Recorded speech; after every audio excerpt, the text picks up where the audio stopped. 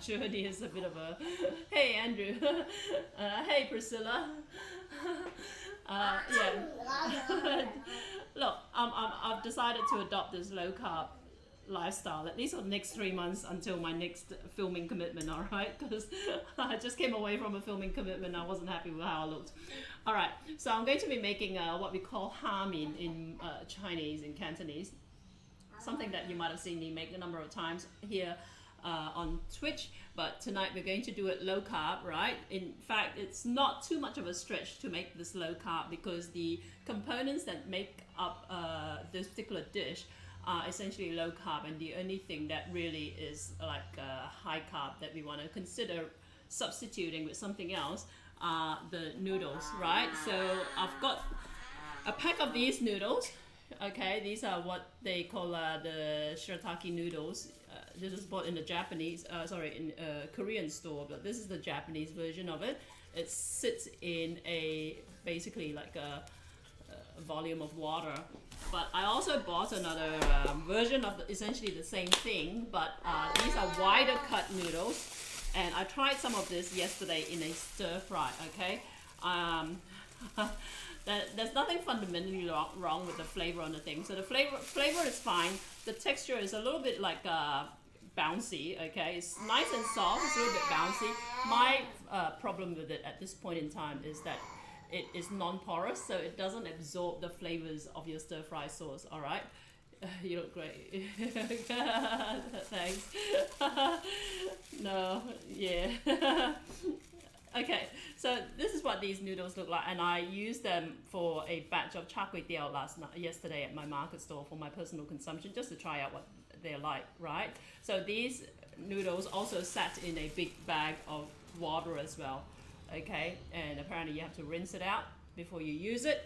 Like I say, texture is fine, flavor is flavor neutral, which is great, okay? So it doesn't have some weird like thing about it. My fundamental problem with it is that it doesn't absorb the flavor of your stir fry sauce. Okay, I'm a little bit, look, I spent a bit of time researching low carb like Asian stir fries and all that, and those so far that I've come across by Westerners or by whatever food bloggers. Food bloggers are, look, they clearly have lower standards than me when it comes to Asian food, all right? So it frustrates me that they would consider something like to be excellent, fabulous and whatever, when in fact it leaves a lot to be desired. So I'm still trying to think through, I'm hoping with, in a soup that it will, because you're actually drinking a lot of liquid with each bite of noodles, right, that it will help to kind of like alleviate some of the you know, the other thing, the fact that like, you know, the sauce. So what happened essentially when I use it for a stir fry noodle dish yesterday was that like usually when I do a stir fry noodle dish using rice noodles, these flat white rice noodles, they essentially visually, you know, if you don't look too close, they essentially look like these, okay? Except that as I add the sauce during the stir fry, the noodles absorb the sauce, so the noodles end up brown and the dish ends up dry, right? So what happened with this when I did it using the same other ingredients, the sauce ingredients, was that the noodles stayed kind of like they're a little bit off color, but fundamentally like they weren't getting absorbed into the noodles. And then what happened was that the stir fry ended up saucy, okay? So it's almost like braised noodles. So I was, hey Fruit Loops, how you doing? Is Armadale the same as whatever it is that you guys check your whisper? I haven't been able to check my whispers, but I whispered back to you because I didn't hear back from you for ages, right? After I sent the message. And I know everyone, we were talking about the ayam giveaways that I've been running over the last 6 weeks, and Fruit Loop was one of the last winners. And yes, it is. Okay, good. So I didn't want to panic and email Ayam late on a Friday afternoon and say, hold the shipments. You know, I'm not sure. I need to double check. But yeah, essentially what Fruit Loop does, which, you know, surprisingly, you're not the first person to do this. When I asked you guys to send me your address for your giveaways to go out to. There was something missing in the address, okay? So essentially it was the suburb name that was missing, but I did have the postcode, I did have the street name, and I did have the street number. And if you just Google that postcode, you'd be surprised. You would think that essentially each postcode like corresponds to maybe 2 or 3 suburbs at best, right? No, when I Googled that postcode, it came up with 20 results. So but when I Googled the entire street number and street name and postcode, it only gave me one result, which was this really weird sounding suburb I've never heard of. So I thought, no, that's got to be it. I sent that off to Ayam, and then like 5 weeks later, no, not quite 5 weeks, a week later, I hear back from Fruit Loop, and it turned out it was a different suburb. But apparently they're actually the same thing, so there you go. Worked out in the end. So let me, so I was on holiday, sorry. Oh, cool, no worries. All right, so essentially what we're going to do, we're going to make the soup, the base of which is going to be chicken and prawn, all right? So I've got, remember my other mission was to clear out this stupid freezer, all right? It's actually gotten a little bit more urgent because what happened was that I noticed that it's not freezing some of my other stuff properly. These are my prawns that I pulled out from that freezer. These prawns were actually like nice, fresh and beautiful prawns, but obviously something's going on with that freezer where presumably it's not cold enough and then it over freezes and whatever. So we're gonna do what we can with the prawns, but also all my freezers are inundated with all these boxes of prawn shells which we need to use up, which will make it make this an ideal opportunity for me to do so. So we've got the chicken. So remember, we're going low carb here. This is my chicken. This is a 1.5 to 8 kilograms, all right, which would work out to be, I think, yeah, 3.5 pounds or something. But every time I cook anything with chicken, whether I'm making Hainanese chicken rice or whatever, I buy chickens that are about like 1.6 kilograms or under, okay? That's a good size for it to be able to poach gently and quickly. So I'm just gonna cut it open. Now, the other thing is I don't like eating chicken skin unless it's been deep fried. So we're going to take a little bit of time to skin this chicken, and then separately I'm going to air fry the chicken skin, okay, to give me some crispy chicken crackling.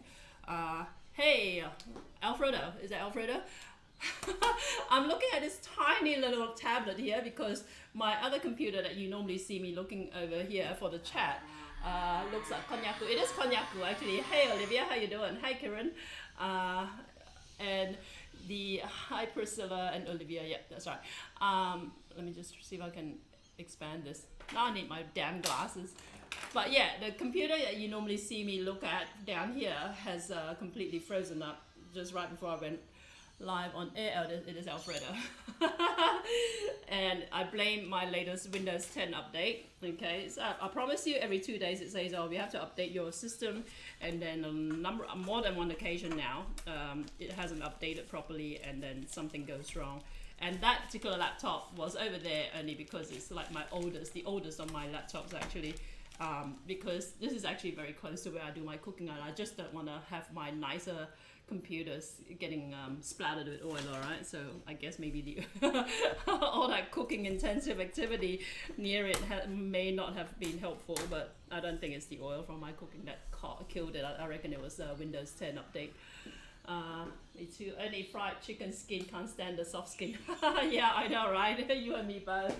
So we're going to, like I said, we're going to peel off the chicken skin, and then we're going to poach the chicken, and then we're going to take out the chicken. I also, you know, if you've been watching my broadcasts, you know I always have a lot of like leftover chicken stock from my business, okay, and they come back to me in these big tubs. So I usually have a couple of liters of chicken stock to go through each week, and this is not just chicken stock, this is like chicken concentrate, okay? So I'm going to actually boost the water that I use to poach the chicken with. I'm actually going to boost with some concentrated chicken stock. But otherwise you could just essentially really, the flavor is going to come from the chicken bones, but technically you would want more chicken bones than what you get from one dinky little chicken, okay, if you want like a nice flavorsome chicken broth, okay? So it's going to be a chicken / prawn broth that you're going to be making. Okay, so let's just peel this off. Like I say, look guys, Noah's around, and he's really he's giving me a hard time off air.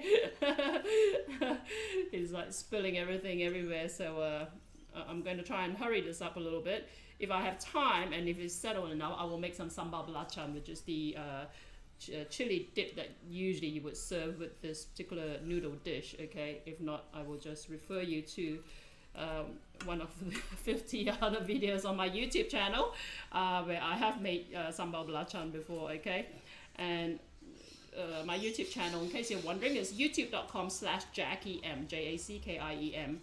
And all these recipes either already pre-exist on my website or will be uploaded to my website at some point in the not too distant future. As you can see, I'm still playing catch up with my recipes. This week I finally posted the one for crab cakes, which I made a few weeks ago. These were the royal crab cakes and all that. How long does it take to cook? Look, if you do it the way I do it, an hour, all right, because I zip through things pretty quickly. But technically, you would want to actually boil the chicken bones for a good hour on the, by themselves, all right. So let's put the chicken.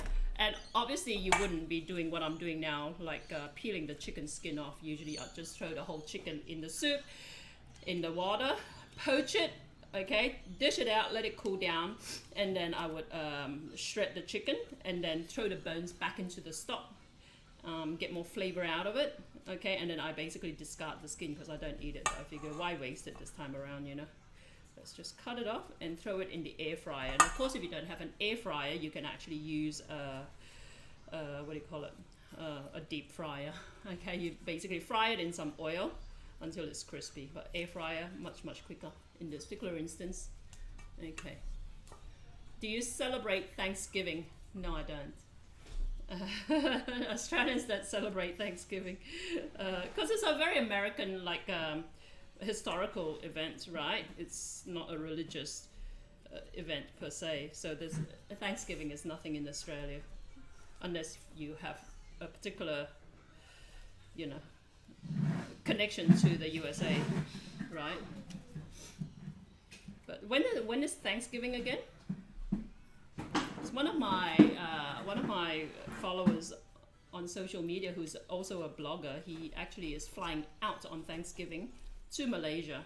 And speaking of which, it looks like I will be going to Malaysia in January, guys, for that filming thing I was vaguely referring to.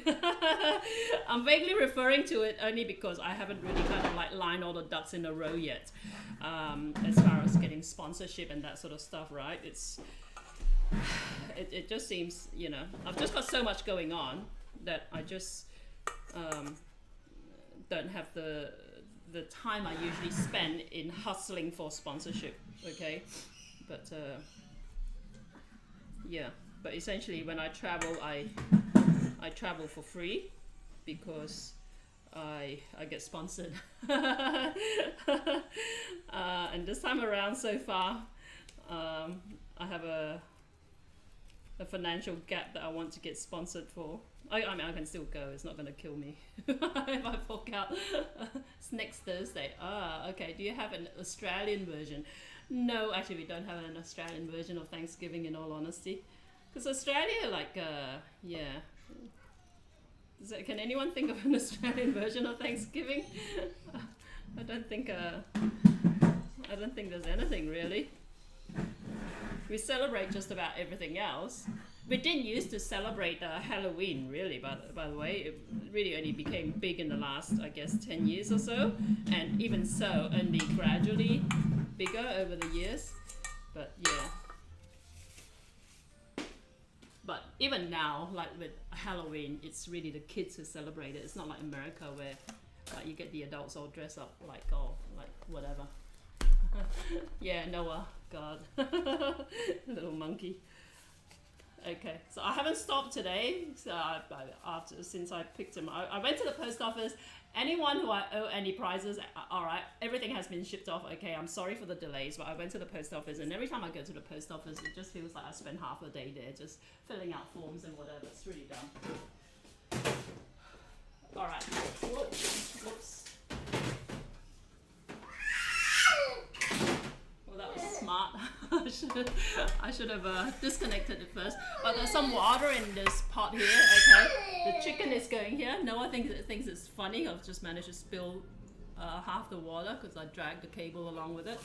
All right, so let me just add some of my, see, it's just not quite covering it. I want it all covered with water, okay?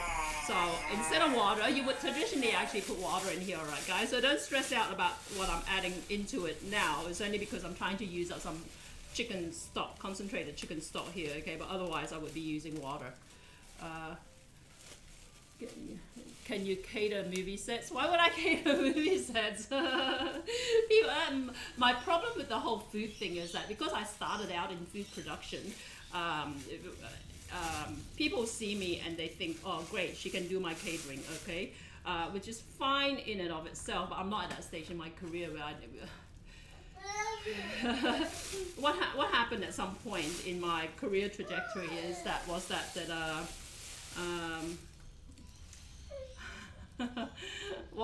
that while I was busy stuck in the kitchen cooking and knowing everything about Malaysian food like backwards and being able to cook blindfolded, one hand tied behind my back, I was getting recruited to basically cater for all these big events, sponsored events that were basically the aim of which were to promote Malaysian food, right? Which, like I said, I know backwards. But while I'm cooking in the kitchen, what they would do is they'll pay someone thousands of dollars, like a former MasterChef contestant, someone who was also ran in some celebrity, in some like reality cooking show or whatever, to be the ambassador for such a said event, and they would be on stage cooking for the audience, telling people about Malaysian food, half the facts of which are sometimes like incorrect and just clearly like read out of a script. And then they would cook something Malaysian to kind of pass off their Malaysian cooking credentials and doing it wrong, all right, from my perspective anyway. So I figured at some point, that's it, I'm not offering my services as a caterer unless you also recruit me as your damn ambassador, right? Yeah, but the fact of the matter is, while most people like to present themselves as like professional, like experts in a particular cuisine or an expert food blogger and whatever, there are very few of us who actually know how to cook and do so well, all right? Even MasterChef contestants, I use, and then when my career moved forward a little bit, I actually ended up being on stage with these former MasterChef and like, whatever contestants, right? And you know that they lack the gravitas, they lack the they lack the street experience, all right, the street cred and all that when it comes to them cooking Malaysian food, because they've really only cooked for television. I've cooked for like over 20 years to people who actually pay money to eat my food. Okay, so I am like for want of a better expression, I am a little bit cocky about my my food knowledge. My food skills at least anyway. Okay, so in goes the chicken stock, okay? And let's just put this away. Side gig. Good money, yeah, side gig. Look, yeah, I mean, like I said, it's good as a side gig, but I'm very particular. I don't like when there's a certain perception about caterers, okay? Especially within the whole Asian food realm, that they are like they're like the minions, okay? Because then the client can demand this and that and this and that, and they get annoying.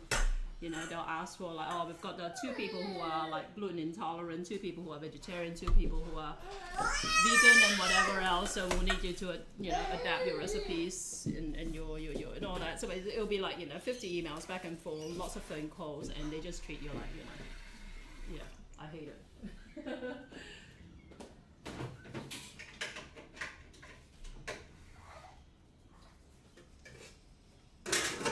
Alright, I'm gonna get a mop and mop up this water here.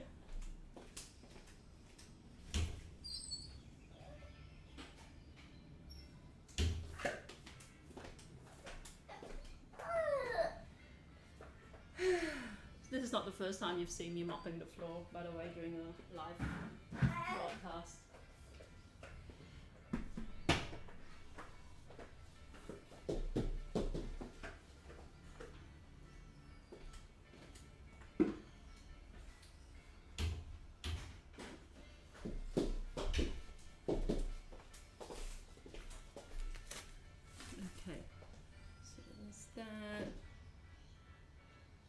not in LA. Look, if you know, if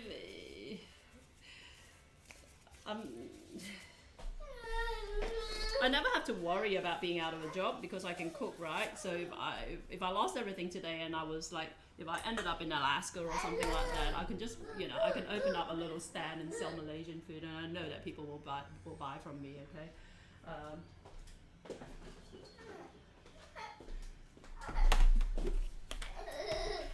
But after doing all the hard slog for years and years, and unfortunately Malaysian food is such that like a lot of the work is like not just labor intensive, but they're skill intensive as well. So not many people have that set of skills, you see.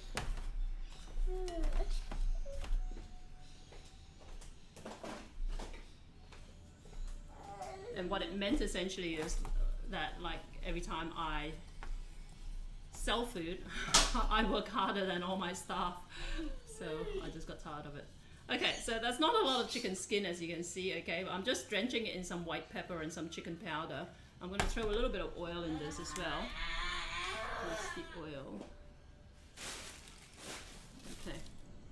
And I'm gonna throw it in the air fryer. I'm gonna start the air fryer first too.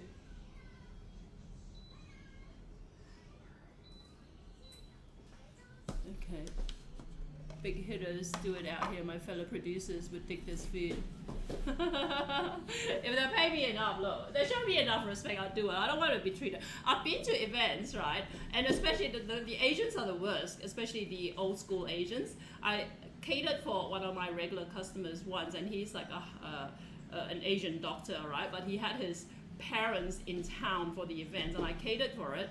And his parents his mom in particular just treated us like low-level servants.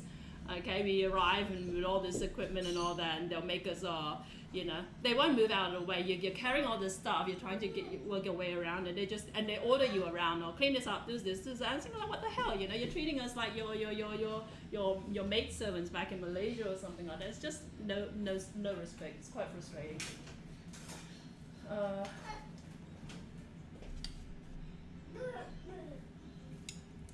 Look, if there's a lucrative business out of it, I would do it. But you know, like one of my friends who actually caters for a big big client, right? She's always posting on Facebook about her frustration with people with last-minute dietary requests and all that sort of stuff. And I tell her, look, the only time I would cater nowadays is when I do it on the basis that I dictate the menu and that there are not going to be any changes. And of course she says, oh, I can't do that because they're my client, you know. But that's the beauty of working for yourself. You can pick and choose who you want to work with and what you want to do. And like, you know.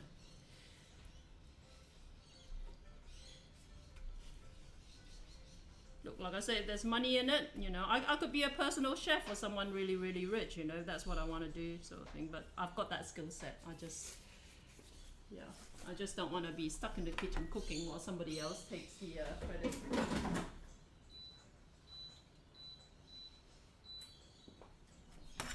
And that happened to me so many times.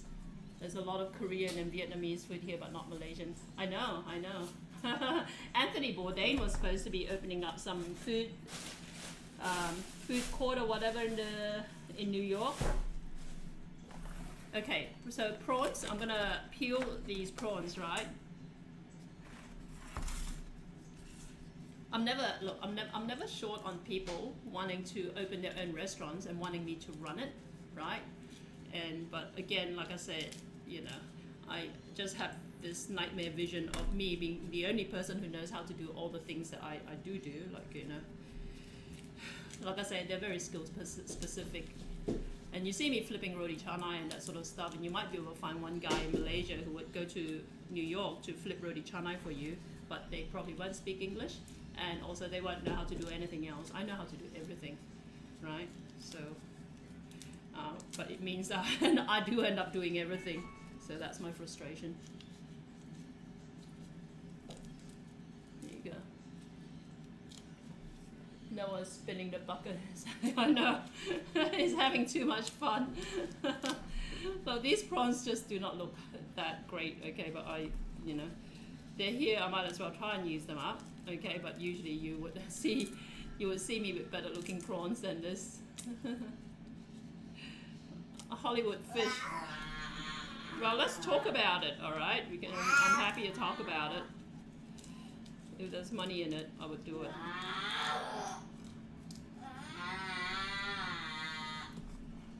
But yeah, I remember one year where a former MasterChef contestant was appointed ambassador of this campaign to promote Malaysian food, and they got paid a lot of money for it.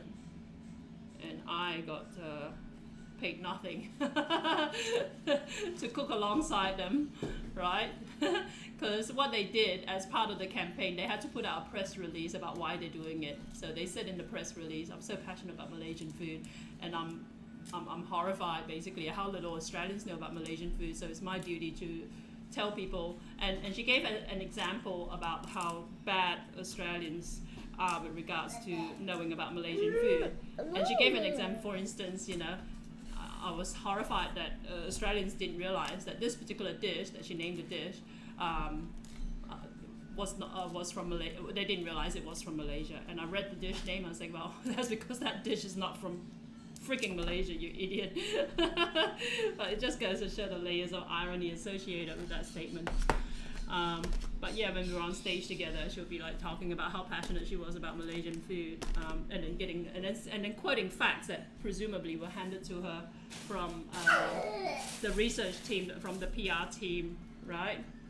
And like I said, you know, it just sounds like she was reading out of the script.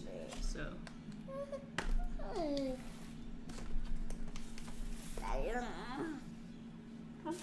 Sit down, baby. I could have sworn I had more prawns than this, but this is what I've got so far. Like I say, they look terrible. But at least the prawn shells were in a different freezer, alright? So some of these prawn shells still look fresh. We're going to pan fry the prawn shells with some garlic. I'm just plowing through what I've got sitting around here. No, we don't touch, please. Don't touch. You can go sit down. You can go sit. Okay? You know, sit. Korean barbecue is very popular, but never eaten at a Malaysian place. Yeah, Malaysian is so different, and Americans are so like in the dark about Malaysian food. I remember one of my early Twitch sessions, someone actually asked me whether Malaysian food is the same as Mongolian, you know. Okay. They basically said, oh, look, I've had Mongolian lamb, would that be Malaysian? I said, no, actually no. No, you gotta sit down. Yeah, you're gonna watch TV over here, okay? Good boy.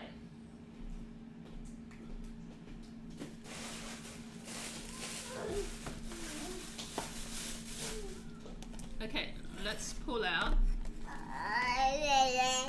No, you can sit down, please.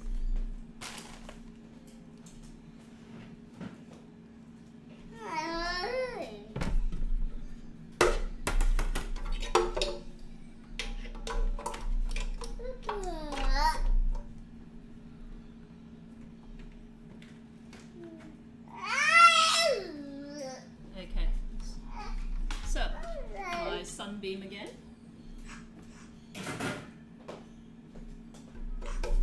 Just warming it up. I'm going to be using dried garlic today, guys, because I'm out of fresh garlic, unfortunately. Hallings, hey, how you doing? You could corner the market. I know I could, right?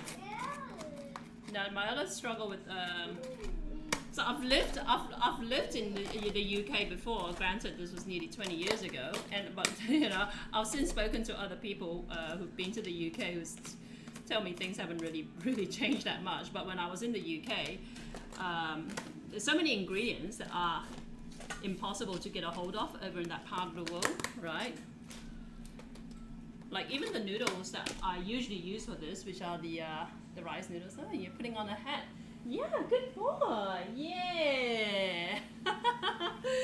Yeah. Good boy. Okay, don't get too close. Alright. Alright, these are all my prawns. More actually. More in here. These ones look a little bit chunky, but let's just throw them in, use them all up. Okay. So what I do every time I eat prawns is that I save them up, freeze them. That's why they take up all the room in my freezer. and every few weeks or so I would actually fry. What I would actually in fact do, not just fry up the prawn shells, I actually blend them in the food in one of my like Thermomix or Thermocook, and then that reduces its volume, and then I put them in the fridge. Bucket hat, yeah, food in the UK is horrible. Local cuisine is gone. I know, right? Tell me about it. And also the Brits have very little interest in food. Well, certainly, you know, nowhere on the scale. The Malaysians like pretty much live for food, you know. When I was based in the UK for 2 years, it's like food was just like an afterthought, like, you know. So very culturally, they're very, very different. They were like more interested in which pub they were going to visit. Every social event revolved around the pub, you know. And I don't drink, so I found that awfully frustrating. Hey Aziza, how you doing? Okay, so that's my dried garlic granules, right? I'll sprinkle through this. Usually I would use whole garlic cloves that are just like kind of like smashed. Okay. Like I say, these prawns do look really, really sad, okay? I'd say that's quite different in Australia. We surely care about food. I know, totally. Yeah, English breakfast is gross. I know, right? Yeah. The funny thing was, like, you know, before I went to the UK, in Australia, we, like, you know, when the whole breakfast thing became trendy, a lot of cafes over here would promote the big English breakfast, but in fact it was like an Australian version of it, which is really good. And then you go to England and you eat their English breakfast is horrendous. But yeah, no, we Australians love our food. But I remember when I was working in the UK, we had to celebrate one of my colleagues' farewell party, and the person organizing the farewell party basically just had this list of different pubs we were going to be visiting that evening. And then at some point I kind of piped in and said, but what about the food? What are we going to eat? Oh, we'll just pick up something up, you know, on the way. I'm thinking, what? No, you can't do that. But yeah, the Brits, like, you know, like even when you go into a sandwich store, they have like cucumber sandwiches, and then they have like tomato sandwiches, they have like cheese sandwiches. It seems like it's like almost beyond their realm of like consciousness to actually have a few different fillings in their sandwiches. You know, they might have like two, and they might go really like, they might really go to town and have cucumber and egg sandwiches or whatever, but fundamentally they're still very, very plain kind of like options. You know, I just really struggle with that. I lived in UK for 6 months. Fish and chips is good done. Yeah. Here's an idea, Brits, put the cucumbers on the cheese. I know, right?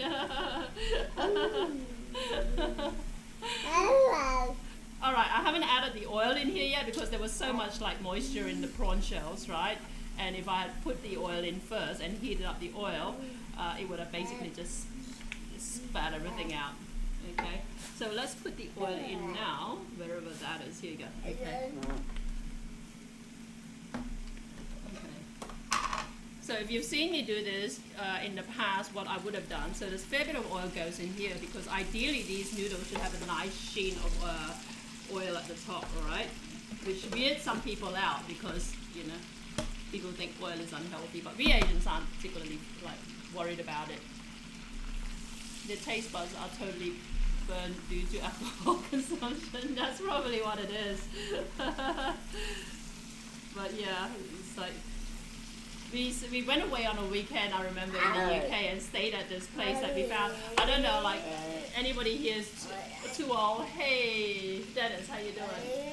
I don't know if anyone here is too young to remember lastminute.com, but lastminute.com was like one of the very first internet startups around, right, back in the day, because I'm that old.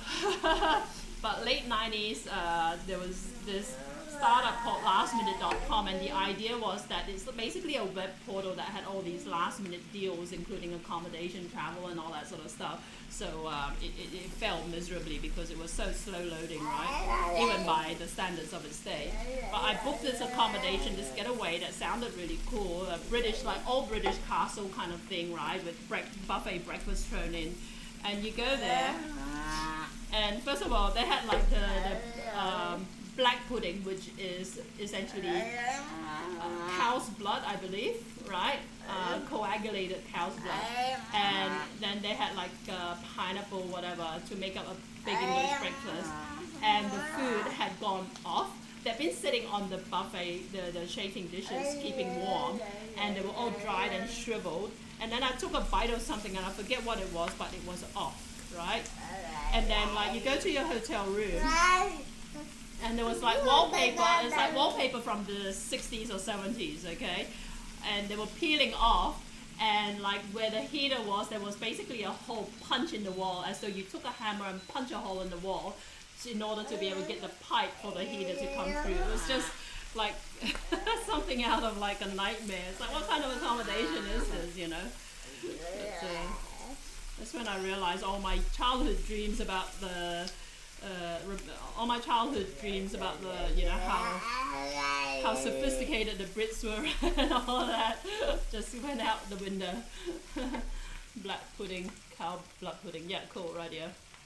These are like 11% alcohol. Is that right? I don't even know. I don't even know like what normal is, because I don't drink alcohol at all. You know. There you go. So that's a lot of prawns here. Like I said, if I were to puree this, what I would do is actually add sugar and add chicken powder here, and then throw all this in like my high-speed blender. Okay, let me just turn off my chicken. Okay, so the chicken's been boiling for a while. I've turned it off. You should really only like boil it on like have it on a low simmer for 10 minutes. Then turn off the heat completely and let it sit in the water for another 40 minutes or so, okay? And then you take it out, and it will just give you a perfectly, like, you know, perfectly just cooked chicken. You don't want it like cooked till it's dry and like falling off the bone, because you've overdone it by that stage. Because what you want to do is you want to actually like shred the chicken, and the meat should be really nice and like soft, okay? Not tough and chewy. Okay, so because I took my eye off of the water, it may be a little bit tough, but it shouldn't be like that. Okay, so like I said, if I were basically turning this into a paste, I would add the chicken seasoning and add sugar to this, a lot of it, because this is going to produce a lot of bowls of noodles, okay? And I'll throw it in the, no what? What's the matter? What's the matter? What's the matter? What's the matter? What's the matter? Okay, what's the matter? You want to sit and eat? You want to go eat? Okay, you just sit over here. Okay, and eat, okay? And eat a biscuit. Okay, and eat biscuit. Good job. That's my other thing of prawns over here. Dodgy prawns. Drinking game, you take a shot anytime. Use chicken. Hey, Highlinks, you missed it my last couple of broadcasts. I discovered a new ingredient, alright? This is it here. This is an ayam seasoning seasoning sauce. And I had a read of the ingredients, and essentially what it is a mixture of soya sauce, fish sauce, and sugar. Okay, so it's a nice balance of like flavors that, you know, that work really well. And in fact, in my last one of my last broadcasts, I did about 3 different things, and I did not use any chicken powder at all, and I used this instead, and they turned out beautifully. So there you go. I might yet be weaned of my chicken powder fixation. Hey, Crab Chef, come check out my stream this hour. I'm making pork belly. I don't eat pork. Pork belly will make me, no offense, but like, I don't eat pork because I find like anything fatty really gross. But I will check out your stream one day, alright? As sort of a ready-made stir-fry sauce. Yeah, pretty much. The only thing I added on top of that in the stir-fry would be oyster sauce, right? So that damn freezer behind me killed my prawns, alright? This would be like $20 worth of prawns that it's killed. But it looks like it's like just really old and gross. Noe, what do you want? You want more biscuit? You want more biscuit? Okay, you gotta wait, okay? Okay, you gotta wait. See, this is life with a non-verbal 5-year-old, alright guys? Those of you who are wondering, he can't speak, so he just rubs to get attention. Okay, and I'm gonna have to turn off the this pan because my prawns are gonna overcook. Okay, so this smells really prawny and garlicky, which is beautiful. But if I were to turn this into a paste, I would actually add more oil to this. I'm using more prawn shells here than is actually required for this particular dish, alright? It's only because, like I said, I'm trying to clear out my freezer. And this isn't even all the prawn shells I've got sitting in my freezer. So I've got 2 freezers, well, I've got a fridge freezer in the kitchen and this stinky little freezer which has been killing my food, which I'm trying to clear out so I can defrost. No, pork belly is amazing. Oh, there. Gelatinous. That's my problem with pork. I like to visit Australia, but too many things can kill you when you... Oh, no. That's what everyone thinks, but Australia is like, you know... It's nothing like that at all. When was the last time I saw a spider? I don't remember. No, we can, Mama. Here you go. Highlinks will tell you. Probably more... at least Sydney has good weather, alright? Highlinks lives in Melbourne. So, I'm not sure why Automat picked that up. What did it pick up? Completely safe in the cities and town. Chinese style. Yeah, well, that's exactly why I don't eat pork. The Chinese style fatty pork. Yeah. Seriously, I find pork so gaggy that I can't even walk into a butcher without wanting to run out and throw up. You know, back when I was a kid and had to follow my mom around to... Look, I'm going to throw the rest of these prawn shells in just because I don't want to throw them in the freezer or throw them out while they're raw. But yeah, when I was a kid I had to follow my mom around shopping. When she went into the butcher I had to pinch my nose and hold my breath. A combination of both. And then run out wanting to vomit because of the pork. Because the Chinese, everything, the Chinese have a love affair with pork. And I'm like one of like 6 Chinese people in the world who absolutely adore it. Okay.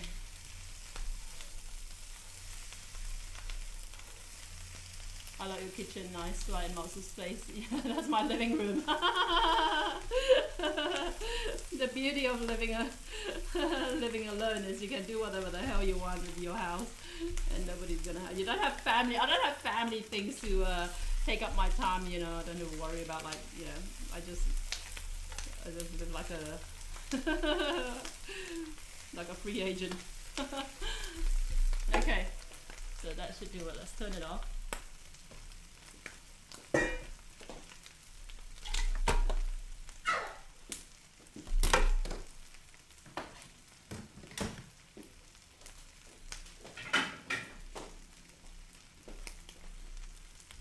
Okay, so these are the prawns and I want to devein them now.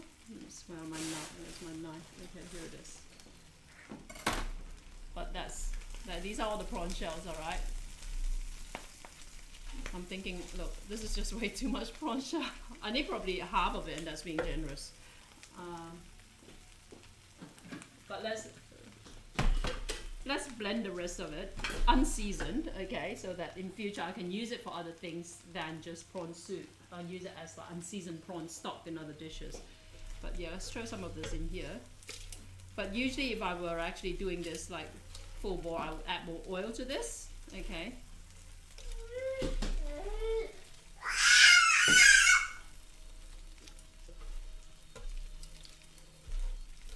So do we have any Stranger Things fans here? What do I do with those tongs? There we go.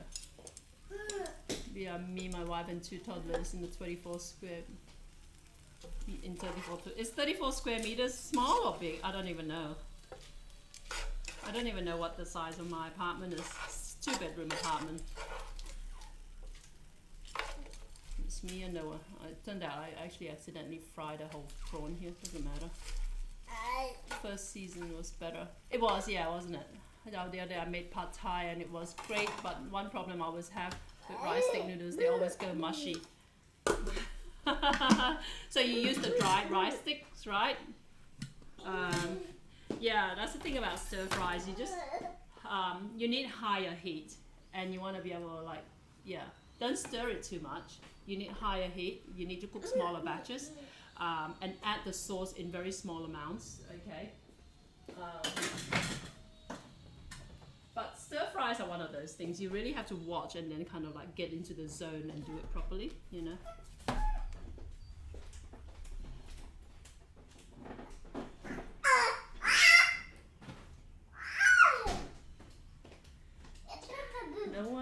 Noah.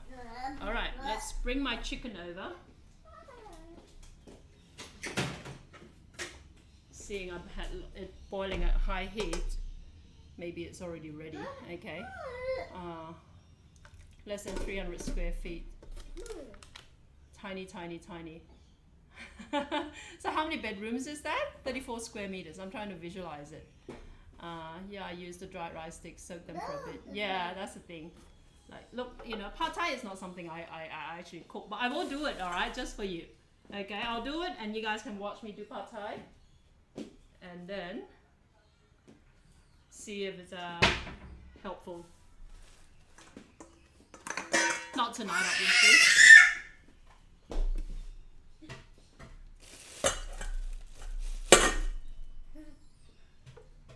Okay. So that's the chicken.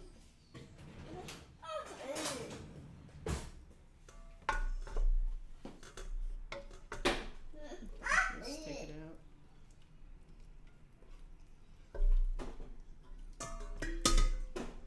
Okay.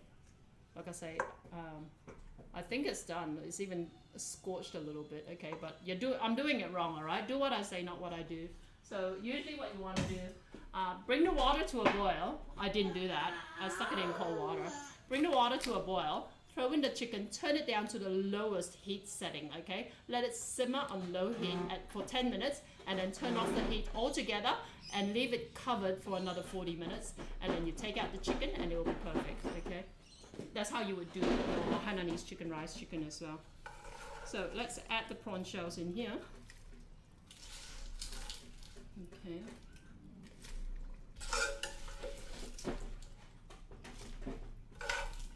And you're going to simmer this for about half an hour or so while we get the other stuff ready. Now we want more biscuit.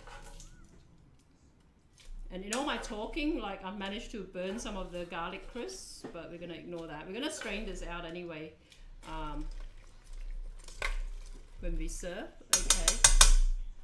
So right now this has no seasoning. We're going to add the seasoning now.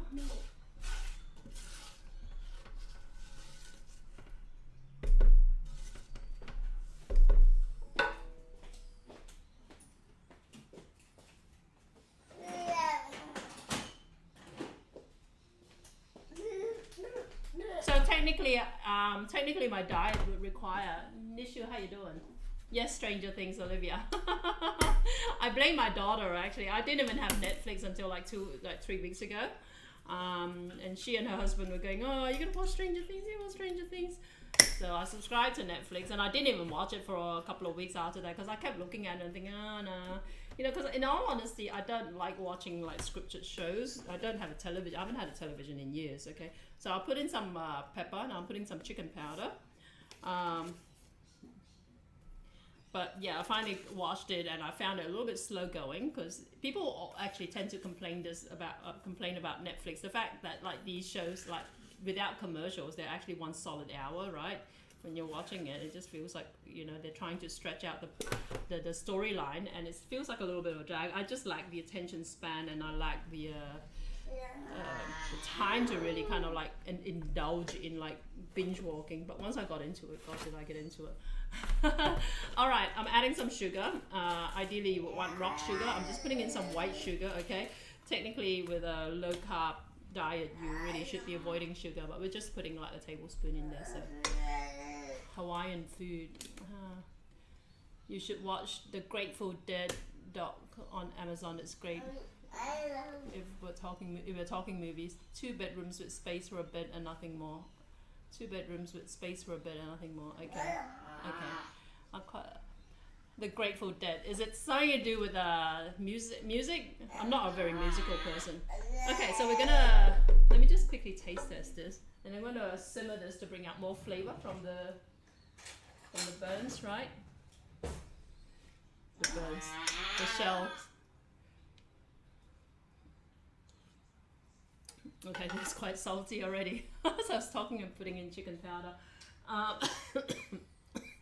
gonna add a little bit more water, and I want to bring this back to a boil.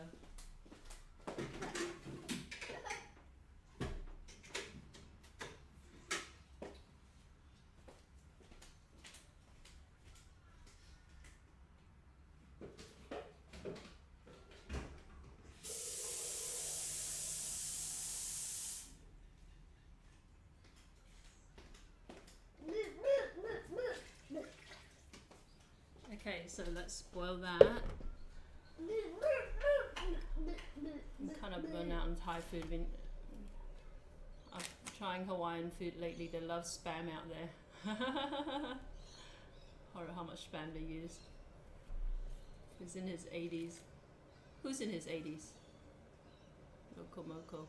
I heard of the Grateful Dead of fish. What's fish? I've always wondered I get Hollywood, but what's fish? I don't get it. I'm really, look, like pop culture, I'm really lame at, alright?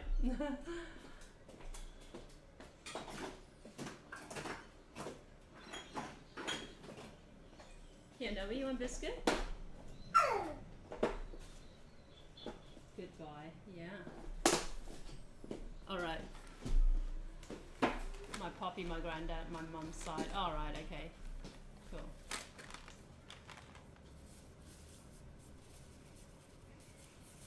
I don't think I've ever had, love your hair, thank you. Yeah, I don't think I've ever actually had Hawaiian food. Not consciously anyway. Let me just get rid of all these empty boxes. Right? Let me just stack them up properly. So much packaging.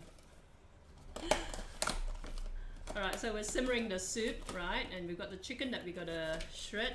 I'm gonna check on my chicken skin that I air fried, and I'm gonna peel these prawns. I'm gonna boil some water as well, so I can start cooking up some of the noodles and veggies and whatnot. And if we have time, we will make some sambal, but Noah's been driving me up the wall.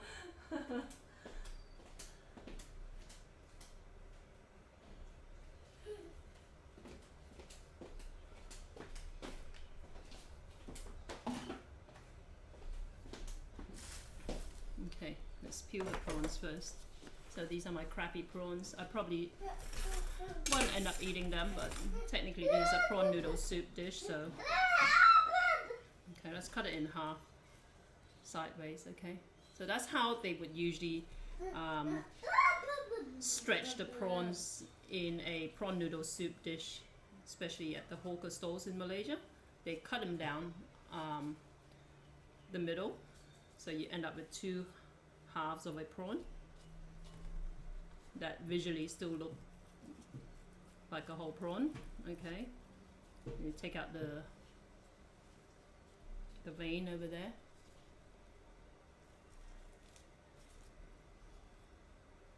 Yeah, look, season 1 was better, Stranger Things, but it all came good in the end though. But like I said, even with season 1, it took me a while to get into it.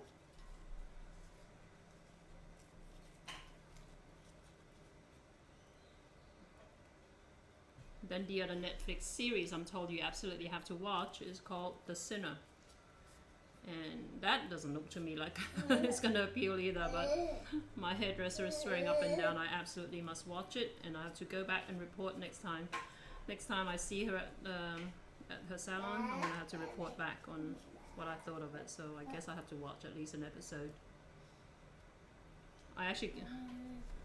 Those of you wondering about my hair, right? It's basically a mohawk at this point. It's basically just, I go in there every 2 weeks, every 3 weeks. I'm gonna maintain it at every 2 weeks moving forward, because 3 weeks just drive me insane. It just feels like it's grown out too much. But yeah, it's just basically side and back on a 0.5 blade setting on the razor. Okay, and usually it used to be a setting of 1, but I decided I was just sick of how quickly my hair was growing. So this time around I told them 0.5, let's do it. And there you go, this is what it looks like. I was tempted to go 0 actually, because my hairdresser, who's female obviously, she said she's gone 0 in the past herself. So I thought, I wonder. And then I said, okay, let's go with 0.5 this time around, and then I'll think about the 0. Okay. Here you go. I look forward to the next story reading stream. Hey John, how you doing? You're like one of 5 people who actually tune in properly to my story reading. Fish is a band, best live band on the planet. You know what? I think I've been to 1 live band performance. That's it. I'm just not like, I'm very dorky when it comes to music and stuff. So I'll listen to the Carpenters and I'll listen to the Bee Gees. I used to like the 80s stuff, right? When I was when I was growing up, I was really into the UK 80s music scene, like the new wave stuff, like Adam and the Ants and Duran Duran and that sort of stuff. Never got into the American 80s stuff. So when I talk about 80s music, the Americans go, oh, yeah, like whatever, and I'll be like, no, that's not what I meant. I meant Spandau Ballet and stuff, All right, so these are the noodles. I thought it only went down to 1. So did I, actually. I thought it only went down to 1 as well, until one time I went in, one of the hairdressers, I'm really cheap. I just go to Just Cuts, all right? And they just charge me $20 to do the shaving each time. So that's why I can afford to go every 2 weeks, $20 per haircut. So I thought it only went down to 1. Then one time one of the hairdressers suggested going down to 0.5 around the edges. So for a few visits, I had like 1 all around, but 0.5 on the edges. And then the last time I went, before this time just passed, the woman misunderstood me. She thought 0.5, like further in. So she did it 0.5, really close in. I thought, oh, I think you did it wrong. And then I looked at it and thought, well, that actually kind of works, sort of thing. So this time around, I said, yeah, 0.5 all the way. 80s stuff. Do you like the church? I don't know if I know the church. I like, yeah, what do you call them? What's Jeepers? All the like the new wave stuff, like Thompson Twins and all that sort of stuff. I don't remember the church though. Spandau Ballet was a big one. Culture Club, those sort of bands, Well, this is the regular noodles, okay? I'm gonna cook some of this for Noah. And then this is some of the noodles that are low carb. They're like the Konnyaku Noodles, the shirataki, okay? So they're basically a type of, funnily enough, this is, like I said, this is a Korean brand, okay? And on the label, it actually says Ega noodles, okay? But the website was konnyaku.co.kr. Konnyaku is the Japanese jelly. They're an Australian one, big hit on the Milky Way. Okay, see, that's why I don't know them. I knew British because I was in Malaysia in the 80s. You see, when I was at the height of my musical exploration, I was in Malaysia. When I came to Australia, I actually just completely shut down for a couple of years because I really I was at a rebellious stage in my life where I just didn't want to have anything to do with people, basically. I didn't want to come to Australia. So this is the other pack of noodles. This is the more well-known type of shirataki noodles, okay? But I believe they're made from the same thing. But this is the wider cut one. And they are like, let me just, okay. I need to get a sieve. So, oopsie. See what happens, silly monkey? Hey.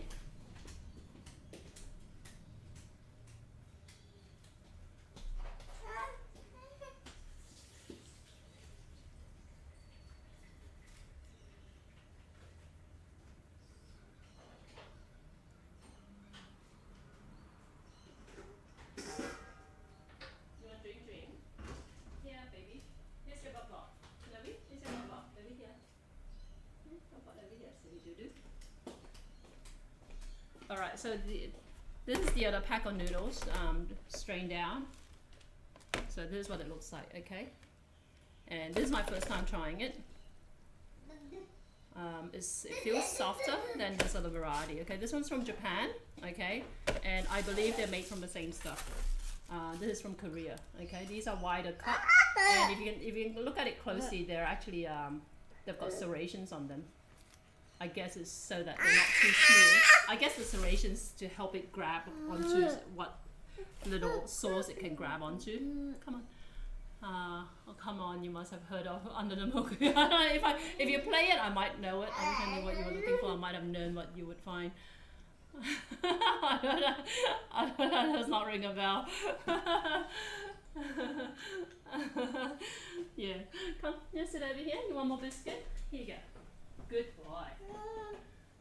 Okay, let me get some water so I can start simmering some noodles. Okay.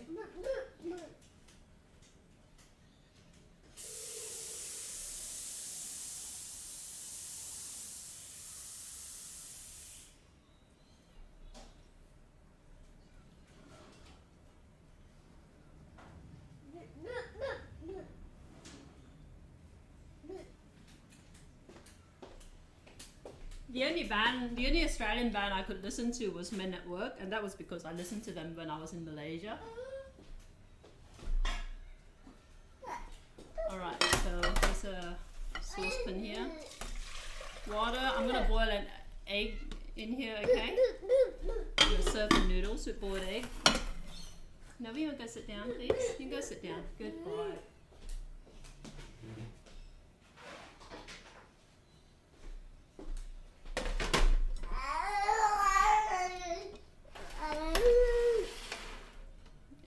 You're too young to be listening to 80s bands, by the way. Okay, no, you want to sit down? You want some biscuit? Here you go.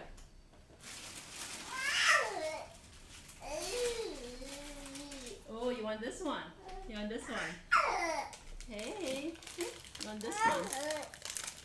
So uncultured. Men at Work. What? What's wrong with Men at Work? Oi. The greatest Australian band ever. Here you go. Good boy. She's happy now. Okay. So as far as vegetables, I've got bean sprouts. Okay, everyone knows bean sprouts. And technically, if I really want to go like full bore, like forget about the noodles, you could actually just serve this dish, the soup, with bean sprouts, like blanched bean sprouts, and the egg and the chicken and the prawns. These are chives, garlic chives. All right, both the bean sprouts and the chives are left over from my business. I'm gonna top it up with some choy sum. It's a Chinese choy sum, one of the most common Chinese vegetables. This bunch here cost me $1.20, right? But we're gonna cook up some of these noodles as well, okay? And I'll tell you how they taste. And let's bring on the chicken.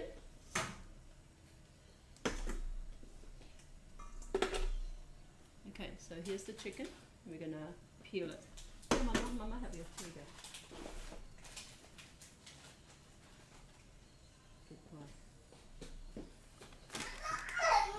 Men at Work. The greatest Australian band is Midnight Oil. See? Now you lost me there. Followed by the Church, Paul Kelly, Missy Higgins. Is Missy Higgins Australian?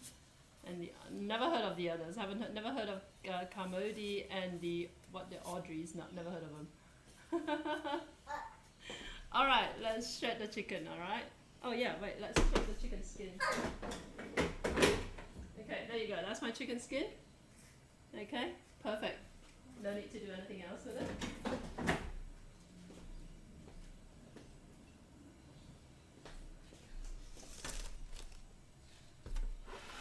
Okay.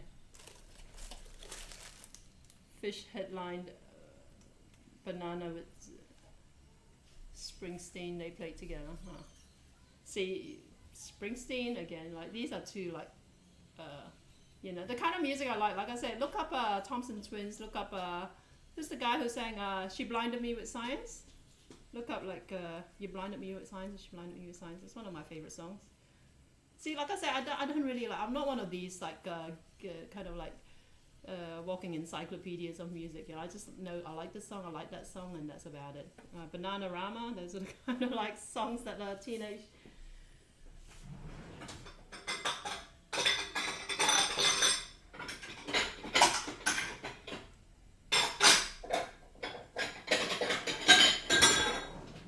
The teenage girl in Malaysia would listen to back in the day.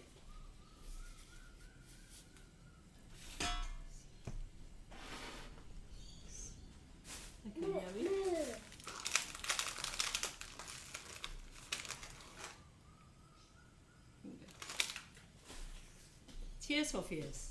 Come on, you guys know Tears for Fears, right? Tears for Fears, Spandau Ballet, Duran Duran, Adam and the Ants.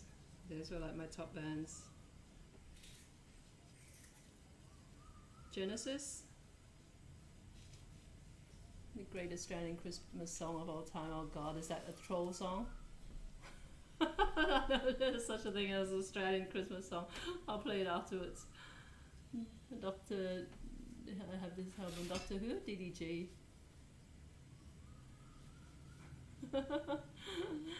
Hey, how you doing? Like I said, I'm looking at this tiny little like little tablet for my, which probably was not a great idea. Alfred. See, Alfred, your name comes up in a really light color. Old Genesis is great. Yeah, right. See? Old Genesis. See? Thank you. Finally, someone knows what I'm talking about. Abacab. Right, New Order. Talking Heads. Come on, you gotta like Talking Heads, right?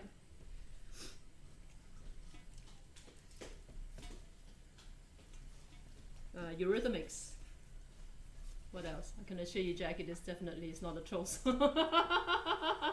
Alright, fine, I'll check it out afterwards.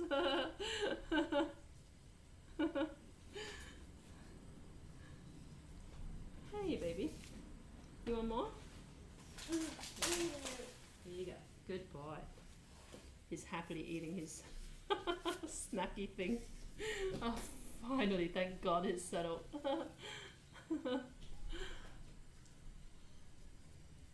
See, Genesis. Come on, somebody tell me Tears for Fears was good. Tears for Fears, and what else? Like I say, Talking Heads. Come on. Talking Heads is a classic.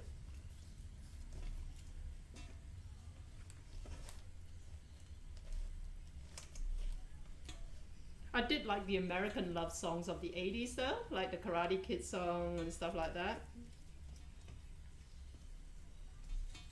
But the Can't Touch This and that sort of stuff, like the early 90s, no, I've never really got into those. Okay, so the chicken, like, it's not overcooked, it's perfect, okay, it's looking good. It's because I took it out early as well. Like I said, if you'd done it the way I told you to do, as opposed to how I did it, you would want to actually keep it immersed in the water for 40 minutes, okay? I took it out in less than half that time. I don't know this old English.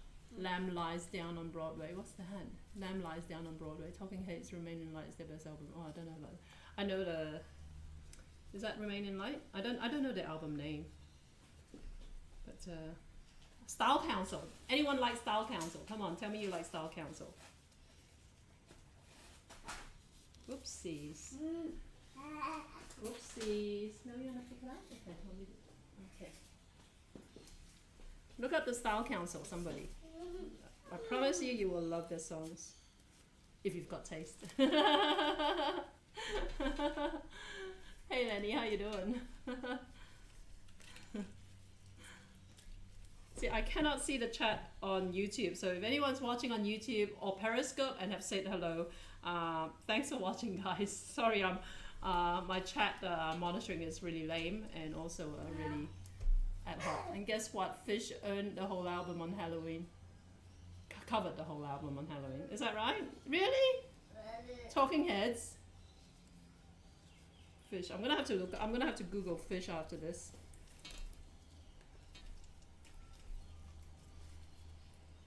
fish. Hollywood fish. So why are you called Hollywood fish then, Hollywood? What's your association with them?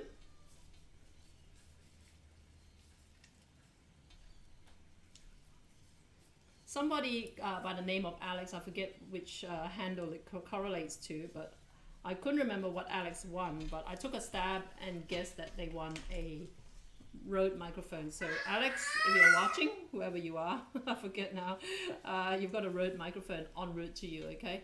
And Edge of Night, your replacement blue flower powder is on the way to you along with a copy of my cookbook. And unfortunately, apparently no tracking is available because they assume that it's just a book, because they didn't even ask me to fill out any customs declaration form. They just said, I said, oh, can I get a tracking, can I pay for a tracking service? And she lost the first bet. They said, no, there's no tracking service available for documents, so hopefully it gets to you without any problems. Giveaway. That reminds me, I've completely missed the satay. No, you've got 2 more lots. I'm a producer in LA and I love fish. Okay, cool. A music producer or does Hollywood fish? Okay. Are you a TV producer or a movie producer? Or a music producer? If you've got any content, right? By the way, yeah, I don't know if you know Hollywood Fish. I am co-founder of a company called Teeb based in Indonesia, Malaysia, and we are now we're not just a media agency, we're also a broadcaster, so I can get good content up on the TV screens at Kuala Lumpur International Airport, 350 screens. So if you want to work together, we can talk. Film, all right, okay. Cool. All right, if you line it up, fish, I will go and cook on your movie set.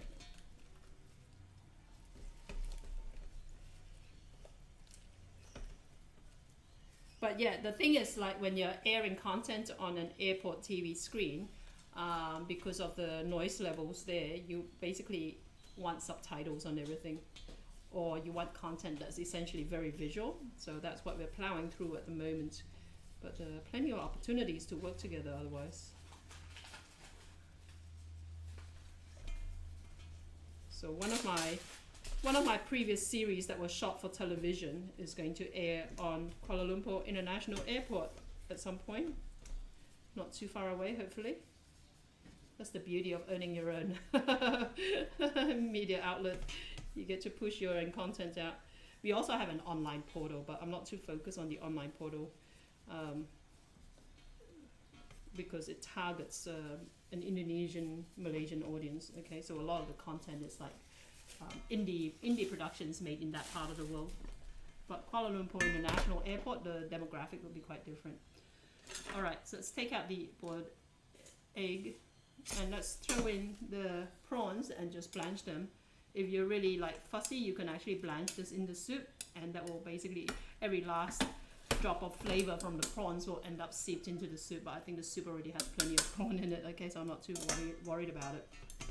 Again, the chicken bones can go back into the soup.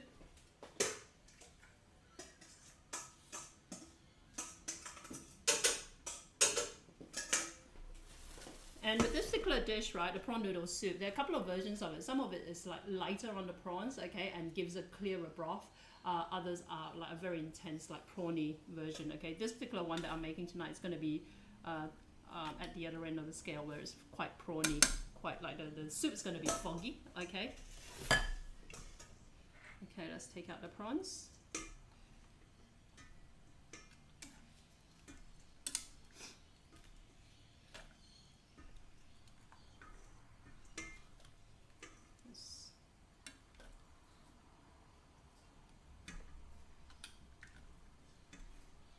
So are fish still around, or are they like a band from like yesteryear? Okay, so they're the prawns blanched. Okay, they don't look too bad. I don't know how they taste. Here's my chicken, and what I want to do with the chicken, I want to actually toss, you can toss salt through it, right? Salt and pepper. I'm going to use chicken powder and pepper, and also sesame oil.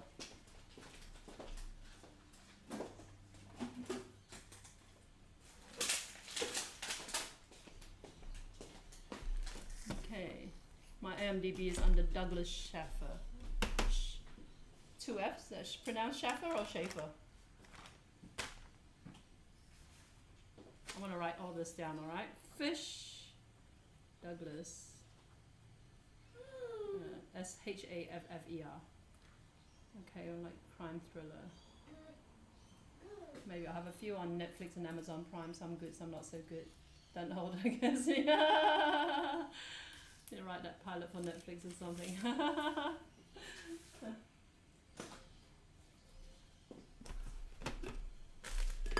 One of our partners, because like I said, we are now a media agency, and we are hooked up to some guys I've worked with in the past, and they've got a travel show on Amazon USA. Only the first season though, which apparently was their weakest season. I was in one of the episodes actually, not in that season, but one of the. And in fact, I was actually meant to do a lot more with them, but someone stuffed us over. It's a long story, but.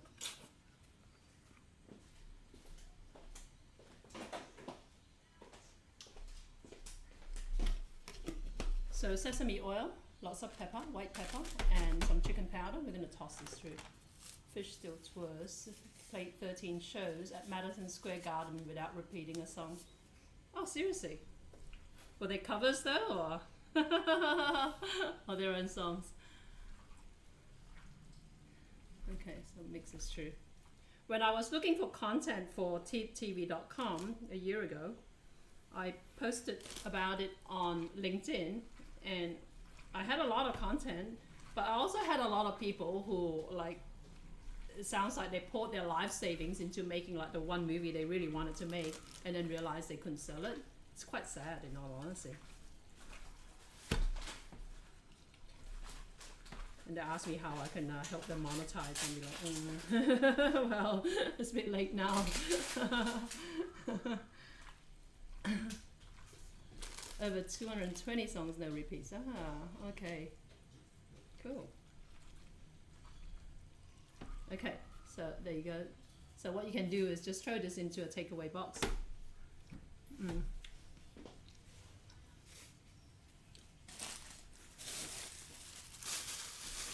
I'll first blanch up some Chinese greens, alright, some choy sum, which is a little bit irregular. Usually you would more typically find kangkong in this dish, okay? Kangkong is the type of Chinese green. But like I said, this is for my dinner, so I don't care. Knife. Okay, let's just throw in the, move this a bit closer over here. Throw in the stems first, okay? And then the leaves, okay? I'm being totally random here again because it's dinner. Okay.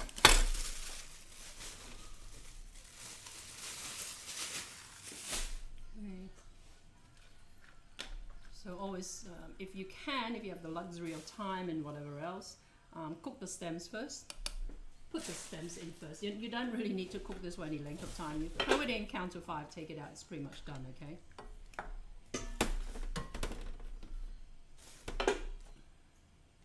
Okay. There you go. So, let's cook up some noodles for Noah. So these are just regular egg noodles, okay? Full of it. That's going to take about a minute to cook. And you know what? I got some leftover fish cake from my freezer. Okay, this is homemade fish cake made from. You see me make the fish paste all the time, and I mentioned in one of my recent broadcasts that you can form the fish paste into cakes like this and then deep fry them, and that will give you fish cake. Okay, that you can slice up, give you fish cake slices. Have you seen A Separation? Is that a movie? No, I guess maybe the message that's to be expected 30 minutes song since Tom Morello. Some covers, they can jam a song for 30 minutes. You need to pre-sell the movies, otherwise you get burned. And look, not only that, this was such a bad movie. I watched like about 2 minutes of it. The acting was so bad, right? I don't know how he expected it. And the scripting was so bad. I mean, you have to have a really strong script if you want to shoot a scripted feature film, you know. I think he did everything himself. There was a British guy who filmed it in a pub. It was meant to be like a horror movie. So bad. Yeah, I feel sorry for him. Alright, where's my cutting board?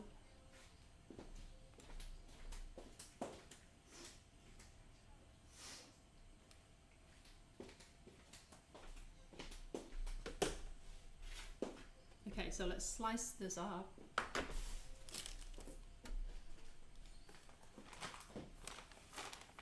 The Millennium Show from sunset to sunrise with no break on stage for hours. One actually can script, you know. If you need someone, oh, is that right, Heilings? Yeah, all right, cool. I thought you just wrote stories. That's pretty cool.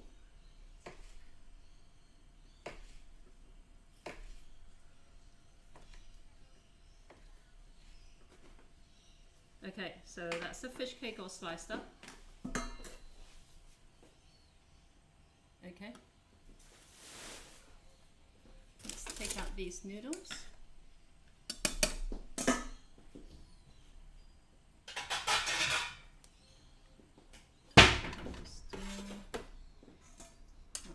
Noodles.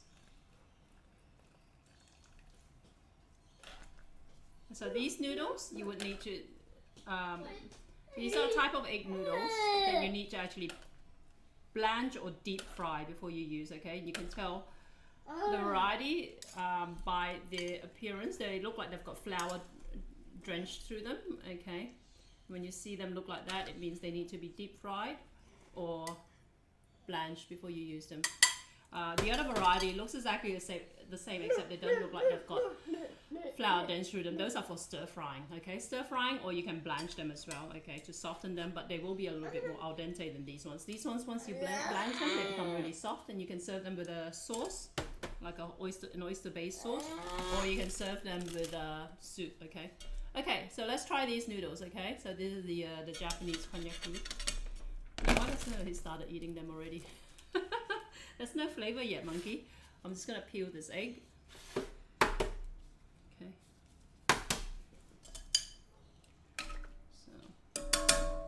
So, I did a short doc on, I'll post the link. But the quality is suspect. A short doc of the concert, you mean? Yeah, I know. If you have problems posting the link on Hollywood, send it to me as a response. And thanks for subbing, by the way. I just realized you're a sub. I'm terrible like that. Alright, just let me... No, what you doing? Okay, he's pushing me around. Hey, HC, how you doing? Your son also busy. Notice he walked around the kitchen. I know, right? Look, he's trying to eat the noodles and they're not even ready. They don't have any flavor on them yet.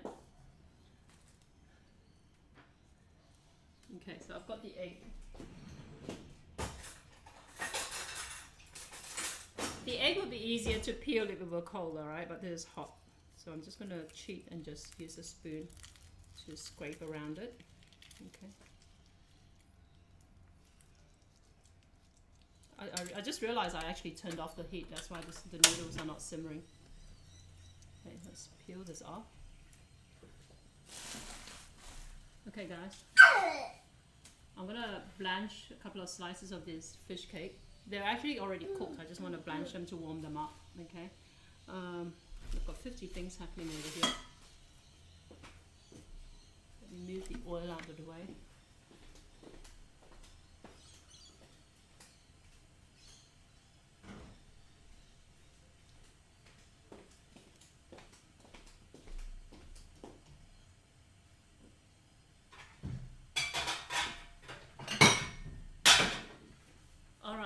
Assemble everything. We're gonna skip the belacan sambal because I'm gonna do that on maybe Monday or something like that because Noah is just too impatient to eat. Okay, so these are the konnyaku noodles. Okay, that's what's gonna make it low carb for this dish. I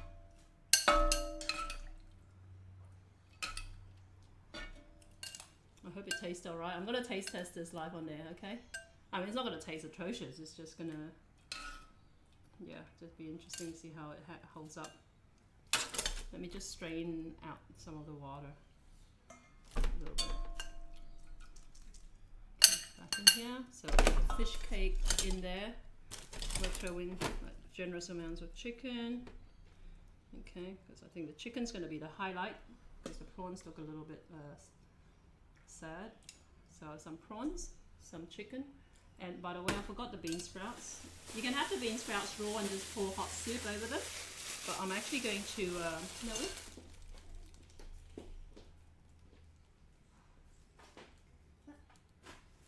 I'm actually going to just blanch them lightly because I like my bean sprouts a little bit soft. I'll post it for you. Okay, let me just see if I can open it up. The volume is off on my Fish Big Cypress documentary part 3. When did you make that, Hollywood? The Doja Productions or Doha Productions? I've got the volume off, but I'm looking at it.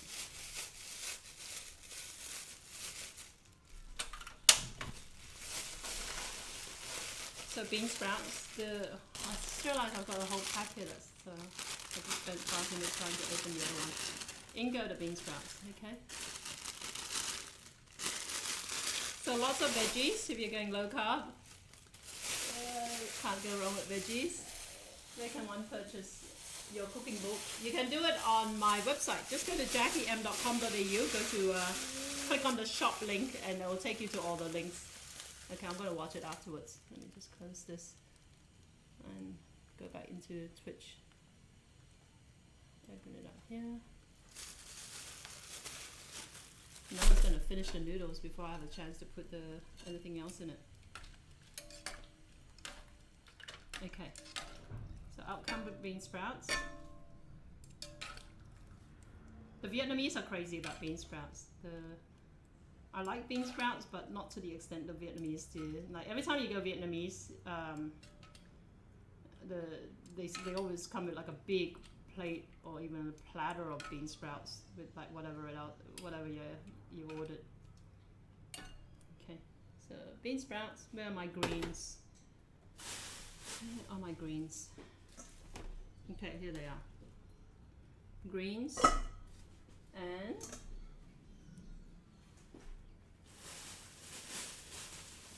some garlic chives. They're a little bit squishy. They're actually not from this week's market, they're from last week's market, so they're actually due to be thrown out. Because garlic chives go like, they start to go soft and mushy. Okay, so far I've got all this. I've got some prawns, I've got some chicken, I've got some fish cake slices. And let's put the soup in. I'm going to strain the soup in, okay?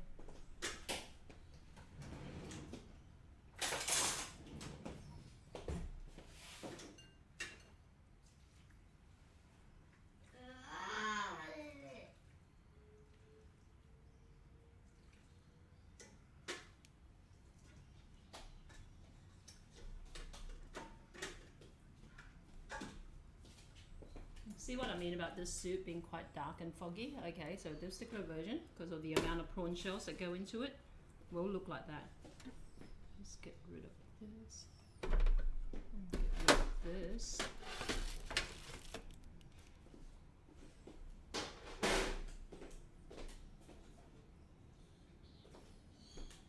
And so that's my noodles. And let's throw in some fried shallots. Okay, which I made from a previous broadcast.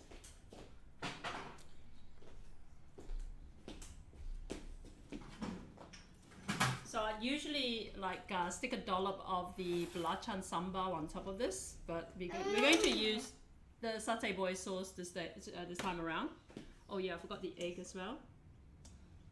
Okay, so in goes the egg.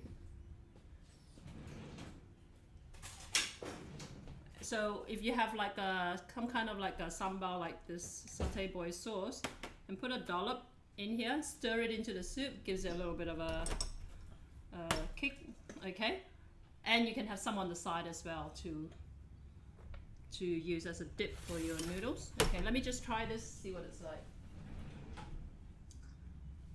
Okay, no, we don't touch, okay?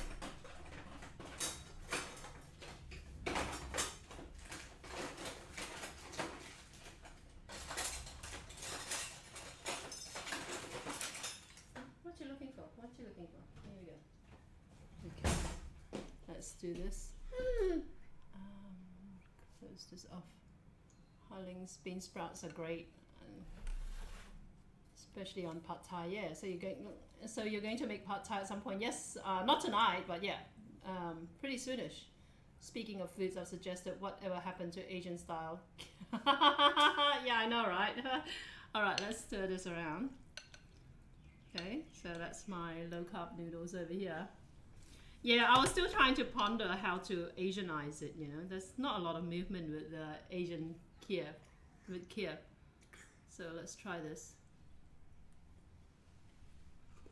Okay. See, I got carried away straining this, like adding water to this. This now needs a little bit more life to it. Let me...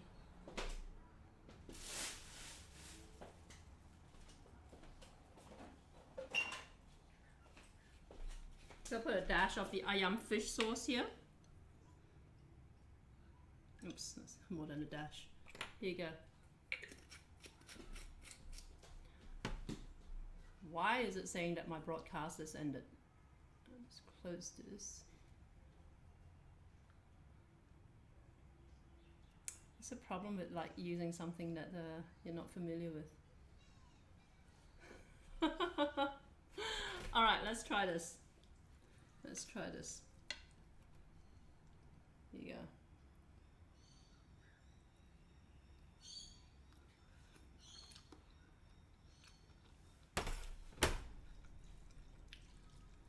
go. Okay.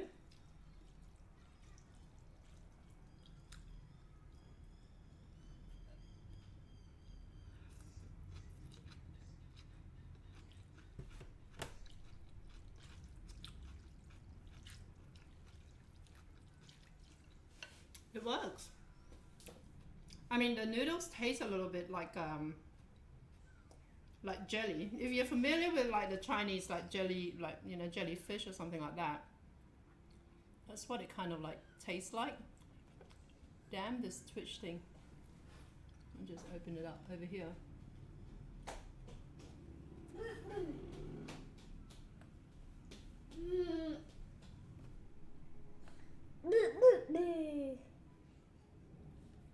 Okay, cool.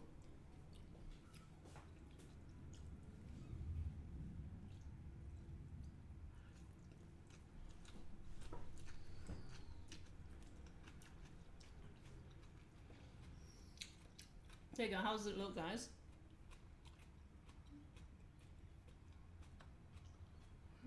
Pretty cool, right?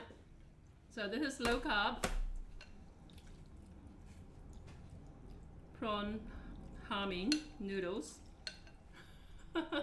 using the shirataki noodles, which I actually like. They're actually better than I expected. Also, I actually think for soupy noodles that this kind of like skinnier type of shirataki noodles would work better than these wider cut ones, in my opinion anyway. So I still have to figure out a good recipe for the wide cut shirataki noodles. They're quite cheap though. They're like only, it's a big bag. I've used some of it, okay? Big bag like this, sitting in a lot of water. It costs $4.40, and that would be enough for like probably, I'd guess easily 3 or 4 serves. Oh, looks yummy. Thanks, Olivia. It's actually pretty good. I'm quite impressed. Like I said, if you're going the low carb route, right, this definitely is, you know, it's a decent compromise, okay?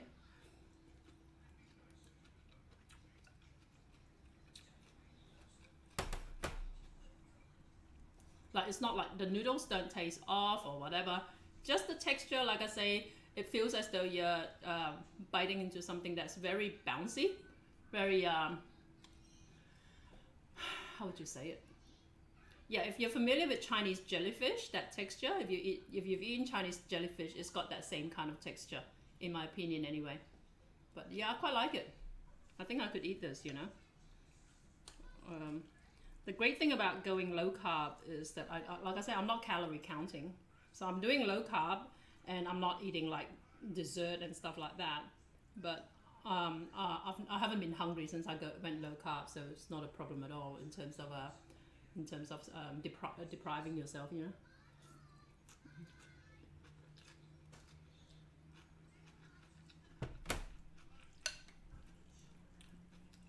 All right, there you go, guys. Like I said, yeah, sorry, I won't get around to doing the sambal because I think no one really wants to eat. Okay, so I'll try and do the sambal on Monday because I need some for my own stash anyway. I do actually have some sambal belacan in my fridge that will be enough to keep me going for a couple of days. But yeah, come Monday's broadcast, I'll do sambal. Olivia, Malaysian Chinese say, yeah, chewy bouncy texture. Yeah. It's just, yeah. You know, I have a feeling that after a while I won't even notice it. It's just like having your regular favorite type of noodle using a different type of noodle. It just takes a while to get accustomed to. But otherwise, yeah, I think it's fine, you know. Like I said, I was very, very conscious about like losing out on eating noodles because of the whole low carb thing. But I think I could easily eat this every meal. It's not offensive or anything. It's not gluggy or heavy or anything like that. Yeah. I too would love to eat that soup. It looks real good. I know, right? Yeah. So basically, I've got the soup. It's got the chicken bones. It's got the prawn shell sitting in it. That's why I strained it out.